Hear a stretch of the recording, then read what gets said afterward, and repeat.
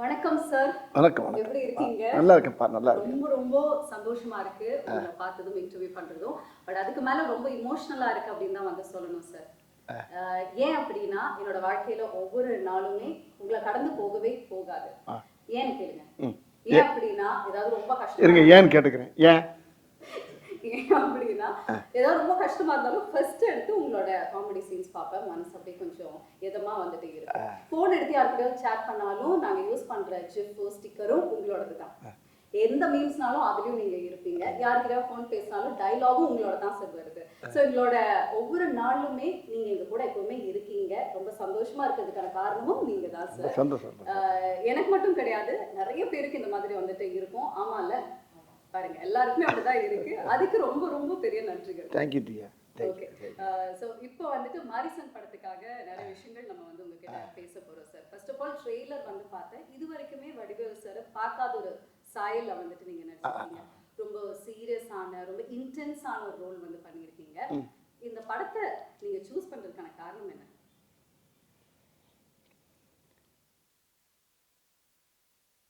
அதான் சார் உங்களோட powerful ice வந்துட்டு தெரியுது. அதாவது நான் எத்தனையோ கதைகள் கேட்டிருக்கேன். இது வரைக்கும் நீங்கள் சொன்ன மாதிரி, திவ்யா சொன்ன மாதிரி நிறைய காமெடி படம், காமெடியில் தான் அதிகமாக கவனம் செலுத்தினேன். நகைச்சுவையில் போவேன், எல்லாம் பண்ணுவேன். சில கதைகள் வந்து பிளாக் காமெடியோட வரும், சில கதைகள் வேறு மாதிரி இருக்கும். இப்போ மாமன்னன் பார்த்துருப்பீங்க, அது ஒரு மாதிரியான ரெட்ஜைனில் பண்ணப்படாது. இப்படியே பண்ணிகிட்டு இருக்கும்போது இப்படி மாமன்னன் வந்ததுக்குனால எனக்கு இன்னொரு கதை வந்து எனக்கு ஒருத்தர் சொன்னார். இந்த படத்துடைய ரைட்டர் கிருஷ்ணமூர்த்தி. அவர் சொல்லும்போது ரொம்ப நேரம் புரியல எனக்கு. அவர் திரும்பி துருவ இன்னும் மறுபடியும் சொல்லுங்கள், இன்னொக்க சொல்லுங்கன்னா அந்த கதைக்குள்ளே என்னால் போகவே முடியல. திருப்பி இன்னும் அந்த சீனை சொல்லுங்கள், அடுத்து இன்னும் அந்த முதல்ல ஒரு சீன் சொல்லுங்கள், அப்படியே ஒவ்வொரு சீனை திரும்ப திரும்ப திரும்ப திரும்ப அவர்கிட்ட கேட்டு உள்வாங்குறேன். வாங்கினா அவர் எங்கிட்ட போகிறாரு, அப்படி போகிறாரு. இந்த சடை பண்ணும்ல பெண்களுக்கு போன அந்த 3 சடை பின்னால் போடுற மாதிரி பல சடை போடுற மாதிரி இந்த ஒரு படத்தை முனியாண்டி விலங்குல பல பக்கம் சடை போட்டிருப்போம்ல, அது மாதிரி பல பெண்டுகள் வருது இல்லை. ஆனால் கதை பார்த்தீங்கன்னா கேட்க கேட்க கேட்க கேட்க அந்த கதையே வேறு மாதிரி இருக்குது. அது வித்தியாசமான கதையாக இருக்கேன். ரொம்ப நேரம் யோசனைட்டே இருக்கேன். அப்போ திரும்ப ஒரு 1 ஹவர் கேட்கக்கூடிய கதையை ஒரு 2 ஹவர் 3 ஹவர் அவர் கிருஷ்ணமூர்த்தி சார்கிட்ட கேட்குறேன். ரொம்ப வித்தியாசமாக இருக்கு, நல்லா இருக்காது சார், யார் பண்ணுறாரு அப்படின்னு கேட்டேன். சௌத்ரி சார் சூப்பர் கூட்டிலேருந்து பண்ணுறாங்க சார். அவருடைய கோபுருஷர் வந்து முகேஷ் சார் அப்படிலாம் சேர்ந்து எல்லாம் பண்ணுறாங்க. சரி சரி சரி அப்படிங்கும்போது அப்போ அந்த கதையை இப்போ இந்த கதைக்கு நான் பேசிகிட்டு இருக்கும்போது வேறு இதில் யார் இன்னொரு ஆள் யார் அப்படின்னு கேட்குறப்ப அவர் என்ன சொல்ல மாட்டேங்கிறார். இல்லை சார் கொஞ்சம் 2-3 நாள் உங்களுக்கு அந்த சஸ்பென்ஸ் வந்துடும் அப்படின்னாரு. அது நான் என்னை சொல்லிட்டீங்க, இன்னொரு ஆர்டிஸ்ட் யாருங்கிறத சொல்லுங்கன்னா அப்புறம் ஃபுல்லாக கதையை கட்டினேன். கதை எனக்கு பிடிச்சி போச்சு. இப்போ 2 நாள் சேர்ந்து திருப்பி மீட் பண்ணுறாரு. மீட் பண்ணோன்னே இந்த கதை வந்து சார் இல்லை பகவத் சார் பண்ணுறாரு சார் அப்படின்னாரு. எனக்கு பயங்கர சந்தோஷமாகிடுச்சு. அவரும் இப்போ தான் நம்ம மாமன்னன் காம்பினேஷன் உங்களுக்கு அந்த காம்போ இருக்குல்ல உங்களுக்கு, அவரா சூப்பராக இருக்குமே. அந்த காம்பினேஷன் அவர் கூட பண்ணுறப்போ அந்த படம் எப்படி இருக்குறது அவனுக்குள்ள நானும் கிருஷ்ணன் சார் ஓட்டி பார்த்தோம். ரொம்ப திருப்பி இன்னொரு மீட்டிங்கில் வர்றாரு. சார் இதில் வந்து டேரக்டர் என் ஃப்ரெண்டு அப்படின்னா அங்கே அருமையான அற்புதமான மனிதர் கிருஷ்ணமூர்த்தி மாதிரி அவர் ஒருத்தர், சுதீஷ் சங்கர். அவர் வந்து பார்த்தா அவர் பெரிய தெய்வ பக்தி. அந்த ஷூட்டிங்கில் எடுக்கும்போது திருவண்ணாமலைக்கு போனால் கேப்பில் போனால் திருவண்ணாமலை சுற்றிக்கிட்டே இருப்பார். ஆமாம், எங்கே ஆளை காணாமல் நம்ம யூரிங்கின்னு போகிறதுக்குள்ள அவர் மலையை சுற்றி இருந்துருவார். அந்த அளவுக்கு அவர் ஒரு பக்திமான ஒரு அருமையான டைரக்டர். அவரை பற்றி சொன்னோன்னா அவர் அந்த சைடில் அவர் டைரக்ட் பண்ணுற மாதிரி இவர் ஒன்லி ரைட்டர் மாதிரி அவர் பேசிக்கிட்டாங்க. சரி உங்களுக்குள்ளே அண்டர்ஸ்டாண்டிங் தான், எனக்கு ஒன்றும் பிரச்சனை இல்லை. பவுத் சார் வந்து சொன்னாராம் வடிவேல் சார் தான் நல்லா இருக்கும் அப்படின்னு சொன்னதாக நான் கேள்விப்பட்டார். நீங்கள் நான் தான் வந்து இன்டர்வியூ பண்ணேன் பகத் சார். சோ கண்டிப்பா இந்த கதை உங்களுக்கு தெரிஞ்சிருக்கும் அப்படின்னு நினைக்கிறேன். அவர் வந்து என்ன சொன்னாருன்னா, ஃபர்ஸ்ட் நாங்க டீமோட உட்கார்ந்து டிஸ்கஸ் பண்ணும்போது இந்த கதாபாத்திரத்துக்கு வடிவேல் சார் மாதிரி ஒருத்தர் இருந்தா கரெக்டா இருக்கும் அப்படின்னு சொன்னாங்க. அதுக்கப்புறம் வடிவேல் சாரே இருந்தா நல்லா இருக்கும் அப்படிங்கிற மாதிரி மாறி இருக்கு. அப்புறம் மலையாளத்துல பண்ண வேண்டிய படம் இது தமிழ்ல வடிவேல் சாருக்காகவே பண்ணணும் அப்படிங்கிற வந்து மாறி இருக்கு அப்படின்னு சொல்லி நீங்க இதை எப்படி பாக்குறீங்க? ஐயோ பெரிய அவர் சொன்ன வார்த்தை எனக்கு வந்து மனசை ரொம்ப நெகிழ வைக்குது. என்னன்னா எனக்கு எப்படி நீங்கள் எப்படி செய்யோ அது மாதிரி எனக்கு பெரிய லட்சம் கோடி மக்களில் எவ்வளோ பேர் ரசிகரோ அதில் அவர் எனக்கு பெரிய ரசிகர். அவர் என் நேரம் பார்த்தாலும் அப்பா வந்து உங்களை பாடுறா வடிவேல் இப்படி பண்ணுறாரு பாடுறா அப்படின்னு சொல்லுவார். அப்பாவை நானும் எங்கள் ஃபேமிலியெல்லாம் பயங்கர ஃபேன் அவங்களுக்கு அப்படின்னாரு. அப்படியே சார் நான் சின்ன பிள்ளைலேருந்து 12வது படிக்கிலேருந்து உங்கள் பார்த்துக்கிட்டேங்க சார், நான் பயங்கர தீவிர ஃபேன் சார் நான் அப்படின்னு மாமன்னே என்கிட்ட ரொம்ப நேரம் சொல்லியிருந்தார். இப்போ இந்த படத்தில் ரொம்ப நெருக்கமாக உட்காந்து பேசக்கூடிய அளவுக்கு இந்த படத்தில் அவர் கூட எனக்கு ஒரு வாய்ப்பு கிடைச்சது. அது அவர் கூட பண்ணுறப்ப மராக்கல் அறியேன். அப்புறம் ஹீரோ நான் வந்து அவர் தான் ஹீரோன்னு இன்னும் சொல்லிக்கிட்டு இருக்கேன். எனக்கு ஹீரோ அவர் தான். இல்ல இதுல இன்னொரு ட்விஸ்ட் இருக்கு. ஒரு கேள்வி அவர்கிட்ட வந்து நான் கேட்டேன், யார் சார் இந்த படத்துல ஹீரோ? ஏன்னா ரெண்டு பேருமே ட்ரெய்லரை பார்க்கும்போது ஈக்குவலா இருக்கு கேரக்டர். எனக்கு ஒரு கன்ஃபியூஷன், யார் சார் இதுல ஹீரோ, நீங்களா இல்ல வடிவேல் சார் அப்படின்னு கேட்கும்போது அவர் சொன்னாரு இல்லவே இல்லைங்க 100% வடிவேல் சார் தான் ஹீரோ அப்படின்ட்டாரா? ஆமா. என்னன்னா வந்து ஃபஹத் சார் ஹீரோ அப்படின்னு சொல்றீங்க. அதாவது ஒரு கை இந்த கை ரெண்டு கை சேர்ந்து கட்டினா தானே சத்தம் கேட்கும். அது மாதிரி அவரு நான் சேர்ந்து இணைந்த கைகள் இந்த மாதிரி அவர் கூட நடித்தது எனக்கு பெரிய பாக்கியம் அப்படிதான் நான் நினைக்கிறேன். ஆனால் அவர் என்ன நினைக்கிறாரு, என்னை பெருசாக சொல்கிறாரு. எப்படியோ இந்த படத்தில் அந்த கதை வந்து அருமையான கதை தான் அந்த படத்துடைய கண்கள். அது அந்த படத்துடைய டைரக்டரும் அந்த டீமே நல்ல டீம். அதான் முக்கியமான ஆள் யாரான்னு கேட்டிங்கன்னா இப்போ நான், அவர் sir Bhagat sir, director Sudheesh Shankar அவர், கிருஷ்ணமூர்த்தி சார். அதில் இன்னொரு பெரிய விஷயம்னா நம்ம யுவன் சார். ஆமாம், அது நீங்கள் கேட்குறதுக்கு முன்னால் நான் சொல்லிட்டேனோ. ஆமாம், யுவன் சார் வந்து அந்த படத்தில் அப்படியே தள்ளி இருக்கார். அப்புறமா அவருடைய இசையெல்லாம் கேட்குறப்ப ரொம்ப அருமையாக இருக்குது. அதை விட இன்னொரு ஒரு பெரிய எல்லா டெக்னிக்ஸுமே சூப்பராக இல்லை. இந்த கேமராமேன் ஒரு ஆள் இருக்கார், கலைன்னு ஒரு பேர், உண்மையிலே கலை டைப் உள்ளதான். கேமராமேன் கலை அந்த படத்தை அவ்வளோ அழகாக அந்த படத்துக்குள்ளே போகிறப்ப ஒரு மலையாள சினிமாக்குள்ளே போய் நடிச்சு வந்த மாதிரியே இருக்குது எனக்கு. ஆனால் தமிழ் படம் தான். அவங்க என்ன தமிழ் வந்து எடுத்துட்டு மலையாளத்துக்கு போகுது. இப்போ அந்த கதையுடைய போக்கு அது எல்லாம் பார்த்தா நேச்சுரலாக இருக்குது. அந்த லொக்கேஷனுக்கு போனப்போ எல்லாம் நான் கேரளா போயிட்டு வர மாதிரியே இருக்கும். நம்ம ஊரில் தான் எடுக்கிறாங்க எல்லாம். லம்பா சமுத்திரம் அங்கிட்டு இங்கே போகிறாங்க, இங்கே திருவண்ணாமலை போகிறாங்க. போனால் ஒவ்வொரு லொக்கேஷன் பார்த்தீங்கன்னா இங்கே ஒரு 35 கிலோமீட்டர் 40 கிலோமீட்டர் மலைக்கு அடியில் அடிவாரம் யானை வர்ற ஏரியா அங்கிட்ட தான் போய் எடுக்கிறது. ஆனால் பார்த்தா அப்படியே அந்த கதைக்கும் அந்த கதையோடு சேர்ந்து பொருள் பார்த்துங்க அந்த லொக்கேஷன். அது அப்போ ஆர்டிஸ்ட் வேலை செய்யவே ஆசையாக இருக்கும்.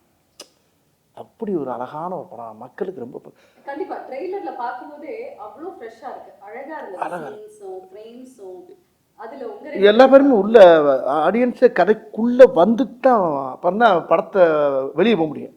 இன்ட்ரோலுக்கு தான் உள்ள போக முடியும். அது வரைக்கும் கதைக்குள்ளேயே வந்துடுவாங்க எல்லாரும். அப்படி அந்த கதை அந்த ஈர்ப்பு அது எனக்கே ஒரு பெரிய வாழ்க்கையில் கிடைச்ச ஒரு புது அனுபவமாக இருக்கு எனக்கு. Super sir. சரி, இந்த கதை இந்த வடிவில் நான் பார்த்தது இல்லை. ஆமாவா? நான் ஃபஸ்ட்டு வந்தோன்னே எனக்கு இந்த கதையை கட்டு சரி என்ன இது காஸ்டியூம் சார் அப்படின்னு. அப்போ கிருஷ்ணமூர்த்தி சார் தான் வந்தார், ரைட்ரு. வந்து ஒரு சில்லு எடுத்தார், ஒரு ஃபேன் செட்டு போட்டு இன் பண்ணி நிற்கிறேன். இந்த இதுதான் ஒரு சில்லு போட்டு நிற்கிறேன். எனக்கு இந்த ஒரு சில்லு போதும் சார் அப்படின்னாரு. என்ன சார் நிறையா எடுப்பாங்களேண்ணா? ஒன்று இதான் சார். ஓகே சார் அப்படின்ட்டாரு. இல்லை இன்னும் ஒரு 10-20 எடுங்க, வேறு மாதிரி எடுப்பா. என் மைண்டு மாறிடுச்சு சார், இதுதான் அப்படின்னாரு. இப்போ இந்த கெட்டப்பில் என்ன பார்க்குறாரு. அப்போ நான் என்ன பார்க்குறேன், மாமன்னனுக்கு இதுக்கு ரொம்ப சேஞ்சு கிடைக்கல உங்களுக்கு. அது ஃபுல்லாக வெயிட் ஷர்ட்டோடு வருது.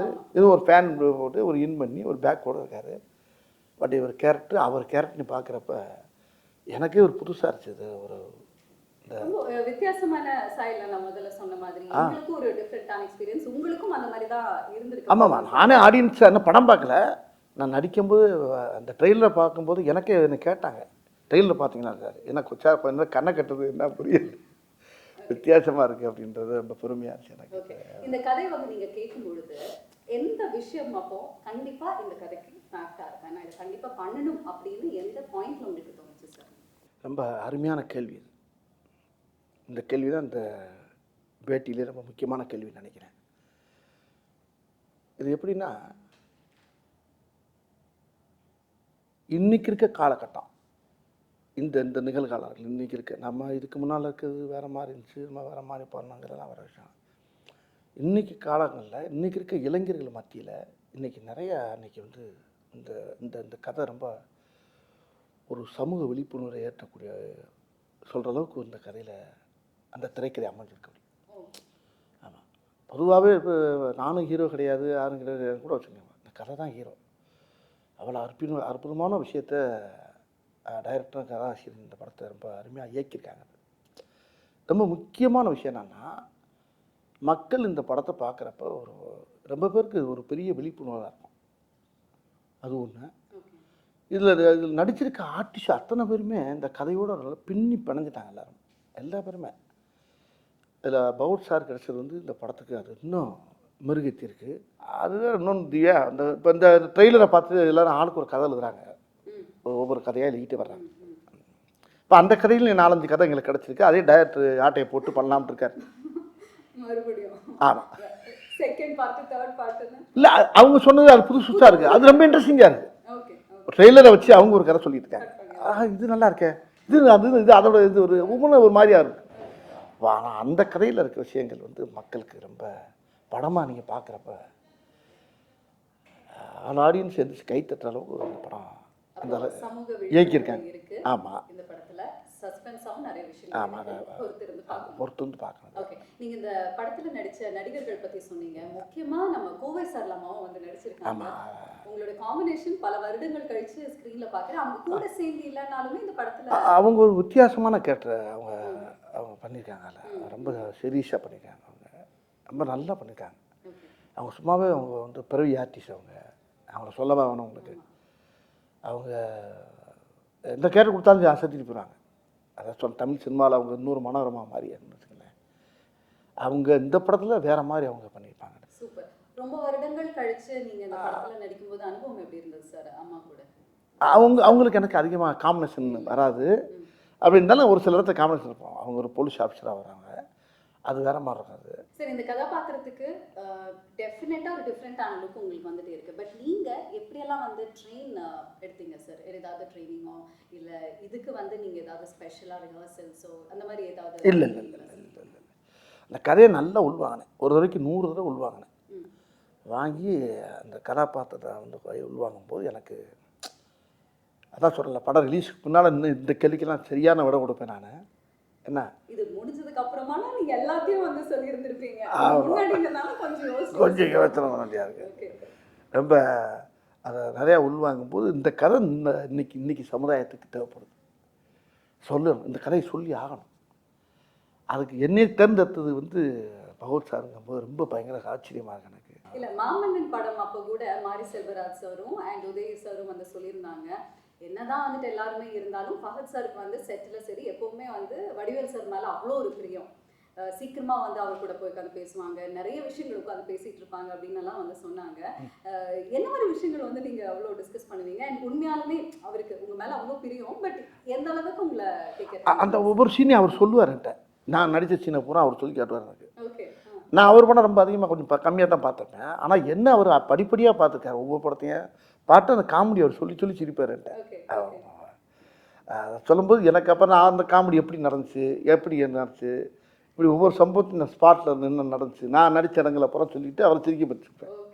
ஆமாம், அது எத்தனை தடவை பார்த்தாலும் அவர்கிட்ட நிறையா இன்னும் சொல்லிக்கிட்டே இருப்பேன். அவரும் சிரிச்சுக்கிட்டே இருப்பார், அவர் கைத்தட்டி சிரிச்சுக்கிட்டு இருப்பார். அந்த மாதிரி மாரிசன் படத்தோடைய ஷூட்டிங் ஸ்பாட்ல ஏதாவது இன்ட்ரெஸ்டிங்கான சம்பவங்கள் நடந்திருக்கா சார்? இந்த படத்துலையா? அது நிறையா நடந்திருக்குது. நிறையா ஏகப்பட்ட காமெடி நடக்கும். இப்போ நானே அவருக்கு ஏதாவது சொல்லுவேன்ல, அவர் சொன்னோன்னே டக்குன்னு இவர் வந்து சார் இந்த இடத்துல இது வச்சா நல்லா இருக்குமா அப்படின்னா டக்குன்னு அவர் டக்குன்னு அவரை பார்ப்பார். கிருஷ்ணமூர்த்தியை ரைட்ரு ஒன்று ரைட்ரு நீ ஒரு கரையை மாற்றி வேறு மாதிரி போடுவாங்க. ஒரு பீதியாக இருக்கும். ஒன்று இவர் ரைட் சொல்லுவார், அது வேணுமா, அது வேணுமா, ஏன்னா அவர் கதையில் ஆனால் அதில் சேரும், அது அந்த அந்த டைலாக் சேரும். ஆனால் அவருக்கு ஆசையாக இருக்கும், அவருக்கு பௌத் சாருக்கு. ஆனால் அவர் நல்லா இருக்கே அப்படின்பாரு. அப்புறம் கிருஷ்ணன் சார் சரி வேணாம் அப்படின்பாரு பௌத் சார். வேணான்றாரு. வேணாம்னா பவன் டேரக்டர் சார் அங்கேருந்து வந்துடுவார், சுதிசங்கர் சார் அங்கேருந்து வந்துடுவார். என்ன என்ன அப்படின்பாரு. இல்லை இது நல்லா இருக்கே அப்படின்பாரு. ஒன்று அவங்க 3 பேர் மலையாளத்தில் பேசிகிட்டு இருப்பாங்க. நான் ஒரு ஆள் மட்டும் இந்த திக்கு தெரியாமல், திசை தெரியாமல், பாசை தெரியாமல் அப்படியே நின்றுக்கிட்டே இருப்பேன். இது என்ன பார்ப்பேன், என்ன பேசுகிறாங்க, பேசாமல் வீட்டுக்கு அனுப்பிடலாங்கிறாங்களா, என்ன பேசி 3 பேர் மலையாளத்தை பேசிகிட்டே இருப்பாங்க. நான் அதான் சொல்லலை, தினம் மலையாள ஷூட்டிங் போயிட்டு வந்த மாதிரியே இருக்கும். ஆமாம். அப்புறம் அவங்க எவ்வளோ கிருஷ்ணன் சார் பதறுவார், சார் வேணாம் சார், தெரியாமல் கேட்டு தொலைங்க, விட்டு தொலைங்க அப்படி. இல்லை சார் ஓகே சார் அப்படின்பாரு. இல்ல ஃபஹத் சார் ஒரு விஷயம் வந்து சொன்னாரு, சீரியஸான ஒரு சீன் நாங்க நடிச்சிட்டு வருவோம், ஆனா வடிவேல் சார் உடனே பின்னாடி வந்துட்டு அதே சீனை அவர் ஒரு காமெடியான ஒரு வேலை அப்படி சிலது வைக்கப்பட்டது இருக்கு, வேணான்னு சொன்னது இருக்கு. இப்படி சில விஷயம் ரொம்ப எனக்குள்ள ரொம்ப சுவாரஸ்யமா ஜாலியாக எடுத்துக்கிறோம் நாங்கள். அதே மாதிரி அவர் நிறையா சொல்லுவார், டைரக்டர் ரொம்ப அவர் இல்லை, நாங்கள்லாம் ஒன்று யோசிப்போம், ரைட்டர் ஒன்று யோசிப்பார், டைரக்டர் அங்கே புதுசாக ஒன்று சொல்லுவார். அந்த இடத்துல அப்படி சேர்ந்து இந்த ஸ்பாட்லேயே அந்த இடத்துல மாற்றுவோம், நல்லாயிருக்கும், நல்ல டீம். இல்லை இடையில அவர் வந்துடுவார். சில நேரத்தில் இந்த தமிழில் சில வார்த்தை எங்களுக்கு புரியாது, அவர் ரைட்டர் நல்லா தமிழ் பேசுவார் கிருஷ்ணமூர்த்தி சார். அவர் டைரக்டர் சார் கொஞ்சம் தமிழ் அப்படியே ரா பா ஆ பா ஓ ஆ அப்படின்னு போயிட்டு வருவார். இது மலையாளம் இல்லை, நீங்கள் அப்புறம் அங்கேருந்து கேமராமேன் வர என்ன என்ன ஓ இதா சார், இது இந்த தமிழில் வந்து இது வரும் சார், மலையாளத்தில் அப்படி வரும், ஓ சார் அப்படியா, இது எப்படி சொன்னால் நல்லா இருக்கு அப்படி இப்படி 2 பேரும் அந்த அந்த எல்லாம் தாய் இல்லையா, எல்லாம் பூரா அதானே, ஒரு தாய் பிள்ளை தானே, எல்லாம் நாங்கள்லாம் சேர்ந்து 2 மொழியும் சேர்ந்து அதில் விளாண்டுருப்போம் பாருங்க, பிரமாமா. உண்மையிலே நல்ல அனுபவம், நல்ல படம், மக்களுக்கு சொல்ல வேண்டிய ஒரு நல்ல விஷயத்தை விழிப்புணர்வு ஆக்குற அளவுக்கு ஒரு படத்தை கொடுத்துருக்காங்க. Super sir, very nice. இதுல ரொம்ப ஒரு டீப்பான விஷயம் என்னன்னா, அல்சைமர்ஸ் பேஷண்டா வந்து நீங்க நடிச்சிருக்கீங்க, அதாவது மறந்து போற ஒரு விஷயம். ஸோ அந்த மாதிரி கதையை தாண்டி நிஜ வாழ்க்கையில நீங்க ஏதாவது மறந்து போய் எங்கேயாவது மாட்டின அனுபவங்கள் இருக்கா? நல்ல வார்த்தை அது. இது எப்படின்னா, எல்லாருக்குமே இந்த வியாதி இருக்கு, எல்லாருக்குமே அந்த வியாதி இருக்கு.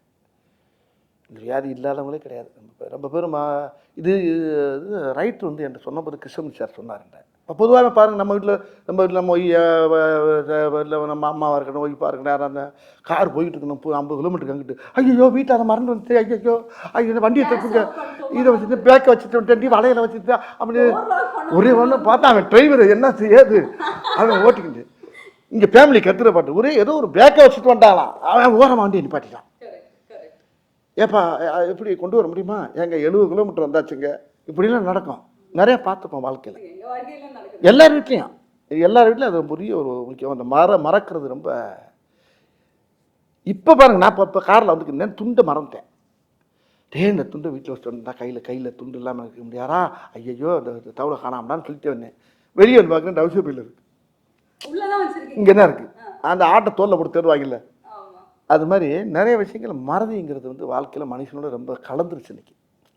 அப்போ அந்த மறதிங்கிறத எப்படிங்கிறத அந்த இடத்துல அது எனக்கு இந்த கதையில் வந்து ரொம்ப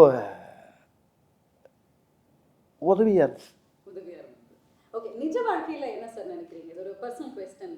மறந்து போகிறது வந்துட்டு அது ஒரு பாசிட்டிவான விஷயமா இல்லை அது ஒரு நெகட்டிவ் அப்படின்னு நினைக்கிறீங்களா? ஏன்னா நிறைய சம்பவங்கள் நம்ம மறந்தா போதும் அப்படின்னு வந்து தோணும், அதனால நிறைய நெகட்டிவும் இருக்கு. பட் நீங்க எப்படி சார் இதை பார்க்க? ஆமாம், அது மறதிங்கிறது வந்து பெரிய ஆபத்தான விஷயம் இல்லை.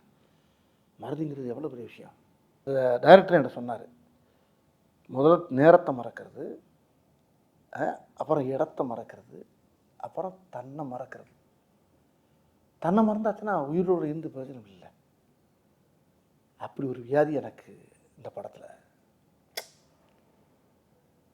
அதுக்கப்புறம் கதையான எனக்கு அப்படி ஒரு வியாதி எனக்கு அந்த படத்தில் இருக்குது. அதைத்தான் நானும் படத்தை பார்க்கணும்னு ஆசையாக இருக்கேன். இன்னும் பார்க்க நான் ட்ரெய்லர் பார்த்துட்டு தான் இருக்கேன். போய் பார்த்தோம். ஏன்னா இந்த ட்ரெய்லர் பார்த்ததுக்கு அப்புறமாவே ரொம்ப ஆசையே இருக்கு, எப்படி கதை போகும் இவங்க ரெண்டு பேரும் காம்பினேஷன். ஆக்சுவலி இவங்க ரெண்டு பேருக்குள்ள என்ன காம்பினேஷன்ல வந்து டிராவல் பண்ணி, ஏன்னா அவர் திருட அப்படிங்கிறது வந்து தெரிஞ்சிச்சு ட்ரெயிலே, நீங்க ஒரு பேஷண்ட், பட் இவங்களுக்குள்ள இருக்கக்கூடிய அந்த ஒரு உறவு என்ன, எப்படி போகுது, எப்படி முடிய போகுது அப்படின்னு தெரிஞ்சுக்கிறதுக்கு எங்களுக்கு ரொம்ப ரொம்ப ஆவலா தான் இருக்கு. நீங்க வந்து சொன்னீங்க லொகேஷன்ஸ் எல்லாம் அவ்வளோ அருமையா இருக்கு, சூப்பரா இருந்ததுன்னு. முழுக்க முழுக்க ஒரு ரோட் ட்ரிப் கதை மாதிரி வந்துட்டு ஃபீல் ஆகுது, அந்த மாதிரியா சார்? நீங்கள் அப்படி பேசிட்டே கதையை பூரா கேட்குறீங்களா இப்போ? ஆமாம், படம் பாருங்க, படத்தை பார்த்துட்டு அடுத்து இன்னொரு பேட்டியில் வெட்டி விழாவில் இருக்குல்ல. இப்போ இன்னொரு விஷயம் என்னன்னா, இப்போ சௌத்ரி சார் எனக்கு பேசினார், இப்போ உங்களை பேசுறதுக்கு முன்னால் என்கிட்ட பேசினார். இந்த படத்துடைய producer super good Choudhary sir பேசினார். வடிவேல் படத்தை பார்த்தேன், பயங்கர சந்தோஷமாக இருக்கேன் நான். ஆனால் என்ன சௌத்ரி சார் என்ன, ஆமாம் வடிவேல் 98வது படம் அது, எனக்கு ரொம்ப ரொம்ப ரொம்ப ரொம்ப ஹாப்பியாக இருக்கேன் ஐயா நான். ஆமாம், நல்லா பண்ணியிருக்கேன், பகுத்து நல்லா எல்லாமே நல்லா பண்ணியிருக்கீங்க.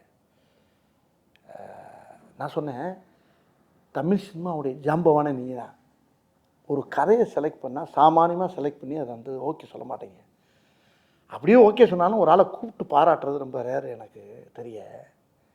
ஆமையா, உனக்கு தெரியுமில்ல என்னை பற்றி, நான் உன்னை கூப்பிட்டு பாராட்டுறேன்னா எனக்கு அவ்வளோ உன்னை பாராட்டுன்னு 2 நாளாக உன் நம்பரை கேட்டு நான் பேசி தேடி ஒரு கேட்டுக்கிட்டேன். அதனால உன்னே பிடிக்க முடியல, நீ கொஞ்சம் பிஸியாக இருந்த ஒரு அப்படின்னாரு. அப்போ நான் அந்த பிரபுதேவா படத்தில் டிஸ்கஷனில் நானும் போய் கொஞ்சம் கலந்து போய்கிட்டு இருக்கேன். இப்போ அவர் நானும் பண்ணுறோம் ஒரு படம். ஆமாம் ஆமாண்ணே, ஆமாம் ரொம்ப நல்லா இருக்கு அப்படியில. அது பெருவாயால் சொல்கிறது வந்து பெரிய தேசிய அவார்டு கிடைச்ச மாதிரி எனக்கு. அந்த படத்தை அவர் பாராட்டினது தான் எனக்கு வந்து பெரிய வெற்றி இந்த படத்தை. சரி, இந்த படத்துல இருந்து மக்கள் வீட்டுக்கு போகும் பொழுது என்ன மாதிரி ஒரு எக்ஸ்பீரியன்ஸ் இருக்கும்னு நினைக்கிறீங்க? அதனால் முழுமையாக ஏற்றுக்குறாங்க அந்த படத்தை, படத்தை ரொம்ப ரசிப்பாங்க. இது இந்த அதான் சொன்னல, இந்த படம் வந்து முக்கியமாக அன்றைக்கி வந்து ஜனங்கள் மத்தியில் அது வந்து ரொம்ப பெரிய உஷாரம் உண்டாக்கும். ஜனங்கள் மத்தியில் ஒரு விழிப்புணர்வு வரும், பெரிய உஷாரம் உண்டாக்கும், பெரிய ஒரு மாதிரியான ஒரு படம் அது. காத்திருப்போம். அண்ட் உங்களுக்கு மாரிசன் படம் எந்த அளவுக்கு ஸ்பெஷல்? மாரிசன்ற டைட்டில் எனக்கு ரொம்ப வித்தியாசமாக இருந்துச்சு. டைட்டில் என்ன வச்சுருங்கன்றப்ப அப்போ டைரக்டர் இவரும் சேர்ந்து சொன்னாங்க மாரிசன். மாரிசன்கிறது மீனிங் என்னன்னு கேட்டேன் நான். அதுக்கு மீனிங் சொன்னார். அதுவும் அந்த ராமாயணத்தில் வந்து அந்த சீதையை கடத்தும் போது மானா மாறி உள்ளே போகும்ல, அந்த கேரக்டர், அது பேர் தான் மாரிசன்னார். இதெல்லாம் எனக்கு தெரியாது, நான் ராமாயணம்லாம் படிக்கலாமா. அவர் சொன்னார் அந்த அந்த அந்த டைட்டிலுக்கு இந்த கதைக்கு என்னங்க போது அந்த டைட்டிலை வச்சு கதை கேட்டேன் நான். அப்போ நீ கேட்ட கேள்வி என்ன அதானே கேட்டீங்க? இப்போ நீங்கள் கேட்டது இந்த அதான் அந்த டைட்டிலுக்கு ஏற்ற அந்த கதை வந்து ரொம்ப ஆப்டாக இருந்துச்சு. அந்த கதை அது ரொம்ப என்னை ரொம்ப பாதிச்சிருக்கு இந்த படம். எனக்கு ரொம்ப பிடிச்ச கதை. ரொம்ப என் வாழ்க்கையிலே இது பெரிய வரலாறு மாதிரி இருக்குன்னு நினச்சிங்களேன். எனக்கு இது பெரிய ஒரு பெரிய மைல்கல். இது எத்தனையோ படம் பண்ணிக்கேன், வரிசையாக பண்ணிகிட்டே வந்திருக்கேன். ஒரு படத்தில் புலிகேஷ் பண்ணியிருக்கேன், அது ஒரு பெரிய படம். மாமன்னுக்கு அப்புறம் நீங்கள் ஜம்ப் பண்ணி வந்த மாரிசன். இப்போ என்ன கேட்டினா ஒவ்வொரு படமும் இப்போ எனக்கு எல்லாமே கலந்து வருது. இப்போ ஒரு கேரக்டர் ரோல் வருது. நல்ல இப்போ சுந்தர்ஜி படம் பண்ணோம்ல யங்கர்ஸு, அது ஒரு நல்ல காமெடி படம். அது இப்படி இன்னும் மாறி ஒரு கதையை பூரா செலக்ட் பண்ணி தான் பண்ணிட்டு வரேன் நான். அந்த செலக்ஷனில் இந்த கதை வந்து எனக்கு கிடைச்ச பெரிய பாக்கியம்னு நினைக்கிறேன். கண்டிப்பாக சார். ஏன்னா இப்படி ஒரு கதாபாத்திரத்துல உங்களை பார்த்தது கிடையாது. அது அவர் கூட அவர் காம்பினேஷனில் கிடைச்சது வந்து இன்னும் எனக்கு ரொம்ப சந்தோஷமா இருக்கு. அதுவும் சௌத்ரி சாருடைய தயாரிப்பில் அது நம்மளுக்கு கிடைச்சது. அந்த டீம் அவரும் பெரிய ரொம்ப சூப்பரான காம்பினேஷன் சார். ஏன்னா சுதீஷ் சார் டைரக்ஷன்ல, கிருஷ்ணமூர்த்தி சாரோட ரைட்டிங்ல, அண்ட் ஃபஹத் ஃபாசில் சார் கூட நீங்க இணைந்து நடிச்சிருக்க இந்த காம்பினேஷன் பார்க்கிறதுக்கு ரொம்பவே ஆவலோட வெயிட் பண்ணிட்டு இருக்கோம். ஸோ படத்தை பார்த்ததுக்கு அப்புறமா இன்னும் நிறைய விஷயங்கள் உங்ககிட்ட வந்து பேசலாம். நன்றி, தேங்க்யூ வெரி மச் சார்.